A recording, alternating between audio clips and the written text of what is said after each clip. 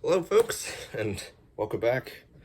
Yeah, I've been gone for a while or so, a few months probably, or 2 months. But anyway, I don't know if I don't really want to get into that, but let's do some reviewing.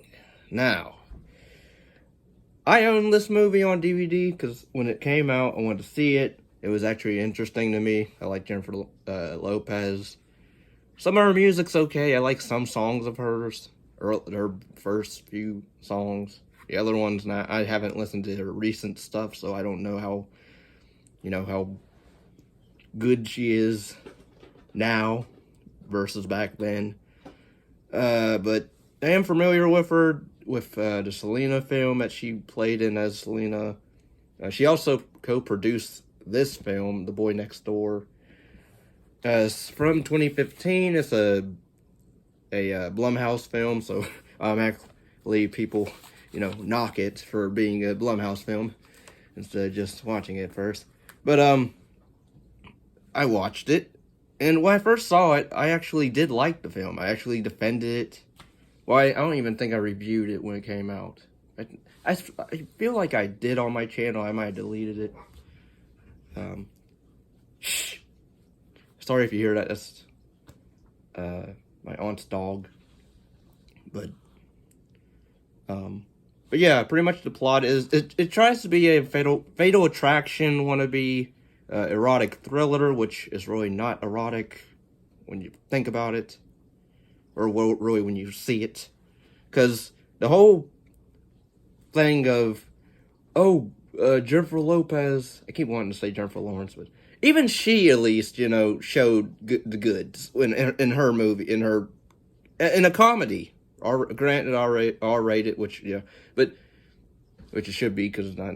But the fact is, she even showed herself, topless, even though in what was it, No Hard Feelings, which actually gave a good review on. I liked that film. I would watch that over this, but even she, at least, she did a thriller type film, Red Sparrow, I believe, where she played like a spy. She got topless in that, but we don't get any of Jennifer Lopez goods in this. She's only in a bra, maybe some underwear. That's it. And some high heels. And we get to see her nice legs, that's it. But okay. Maybe, I don't know why they hyped it up like, oh, we're gonna see, Jennifer Lopez show it bare all, or what. I'm like, yeah, right. We see more of this dude's bare. We see more of the guy Noah, the guy who plays Noah. We see more of his buttocks in the film. And granted, we do see a topless chick, but then it's like, isn't she supposed? She's supposed to be in high. She's in high school, so it's kind of weird when, seeing that. But and then that character was weird as well. Like the movie, it starts out with Jennifer Lopez's character Claire. She's a newly separated uh, high school teacher. She's trying to sort of work it out with her husband, but can't really get over the fact that he cheated on her back in the past. So I kind of feel for the dad to a degree, because he is trying to bring the family together. He is trying to be a good dad. He is coming around, spending time with the son, and trying to reconcile with Jennifer Lopez's character. So I did like the dad throughout the movie. Really felt bad more for him. But again, we have some of that, and we meet Noah, who's a college senior, or high school senior, or no, he's in college, I guess, going to community college or something. He's 19 anyway, and he moves in next door to help his uncle or grandfather, the older fellow next door, which we don't really see much of ever again after maybe 2 scenes. Scratch that, maybe 3 scenes. I can't remember if he killed him or not. I skipped through a lot of, because the movie is not that eventful.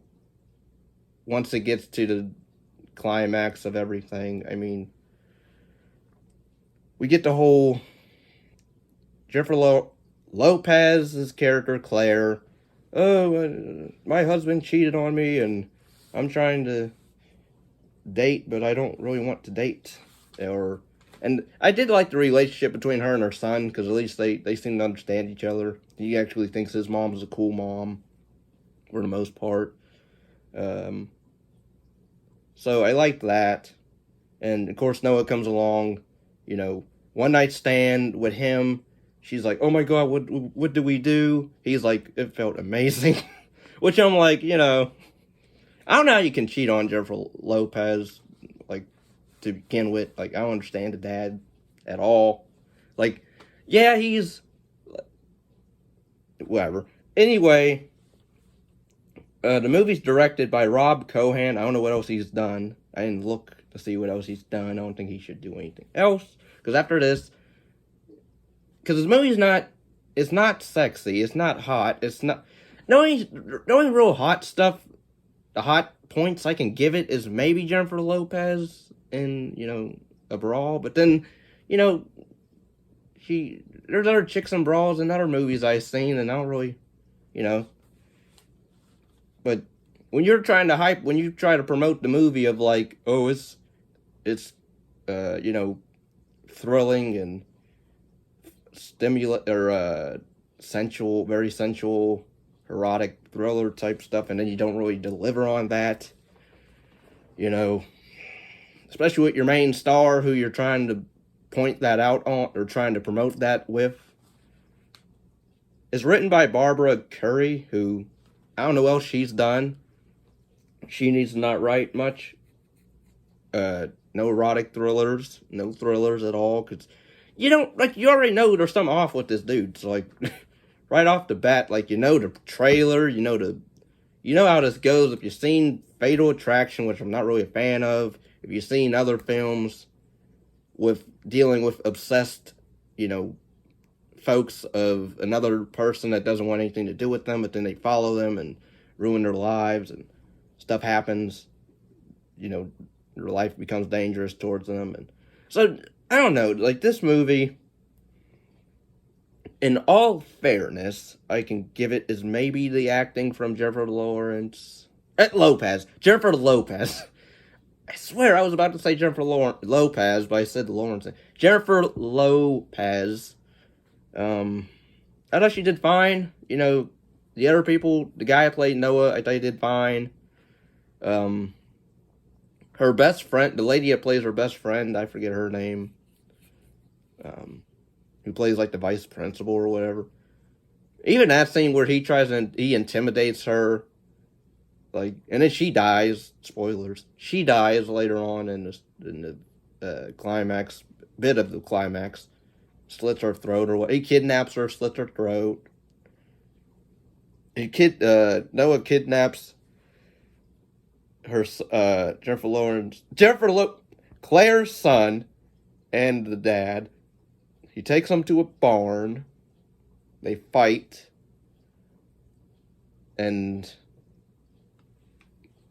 there's gunplay involved. There's needle stabbing in the eye involved, and there's shouting involved, there's fire involved, and there's even a Looney Tunes homage of, like, I swear it looked like it actually made me laugh this time around. I don't know why, but I guess the way it was shot, or the way it was, I guess shot or angled, I don't know, like the way the guy falls when this thing from the ceiling falls onto his head, and it, like, because they use CGI, of course, but, like, the way his body just flails back, and it felt like in a weird, cartoony way from, like, Family Guy or one of those Looney Tune shorts.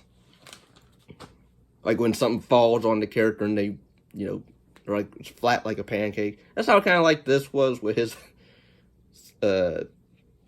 character, this Noah character. And then they get out, of course, the dad survives, even though he got shot, I don't know, somewhere in the chest or somewhere in the stomach area or chest, but he's still alive somehow, even though, okay. But then again, I'm glad that he survived because I actually did like that character. I didn't mind him overall. The Kevin character, her son, he was just there. Like the actor was just there for me. Same with the Noah character who plays like the crazy dude, teen, or he's not even really a teen. He's a grown. He's 19. He's a considered an adult. But then in this movie, they try to be like, oh, she was, because she's his teacher or whatever, and I can see if he was like younger, like 15 or early or mid-teens or whatever, but he's 19 and going to college or something, and they're like frowning upon it. She's like, this will ruin my career. I can lose everything. I can lose Kevin. I can lose. I forget the son's name. I don't even think the son's name is Kevin. I think it's something else. I think the husband's name is Kevin. But yeah, I could lose my son over this. I'm like, the dude. First of all, not really, because if he was underage, then yeah. But since he's not underage, it's I don't know. Maybe in other states, I guess it's still frowned upon. Even if whatever. I'm not getting into that, but I don't know. This movie, I watched it again, and I don't know. It's just a time waster, really. I mean, just watch a hot Jennifer Lopez music video. I'm pretty sure you'll get way more entertainment than what she's doing in this, at least.